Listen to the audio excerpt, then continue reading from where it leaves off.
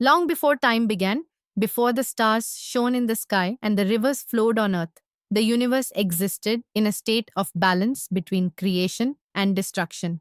Lord Vishnu, the preserver, and Lord Brahma, the creator, watched over the cosmic order.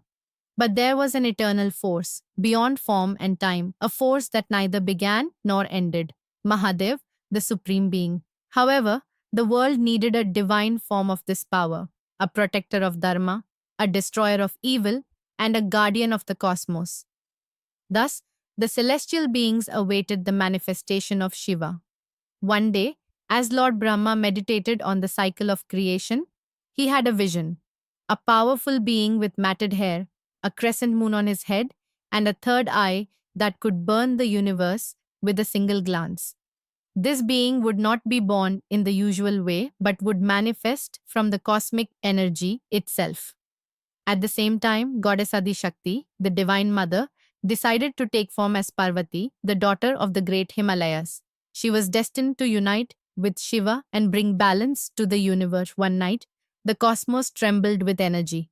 A blinding light spread across the celestial realms. From the heart of the universe, a brilliant blue flame emerged, spinning in all directions.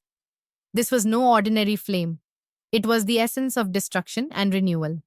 The devas, rishis, and celestial beings watched in awe as the flame took shape. From the glowing energy, a child appeared, his body smeared with sacred ash, his eyes shining with wisdom beyond ages. A divine snake coiled around his tiny arms, and a crescent moon gleamed on his forehead. The universe resonated with powerful chants as Lord Vishnu declared, "This is Mahadev, the Eternal One, the destroyer of evil and the protector of truth." As soon as the child took his first breath, the mountains trembled, the rivers changed their course, and the sound of his divine cry echoed across all realms.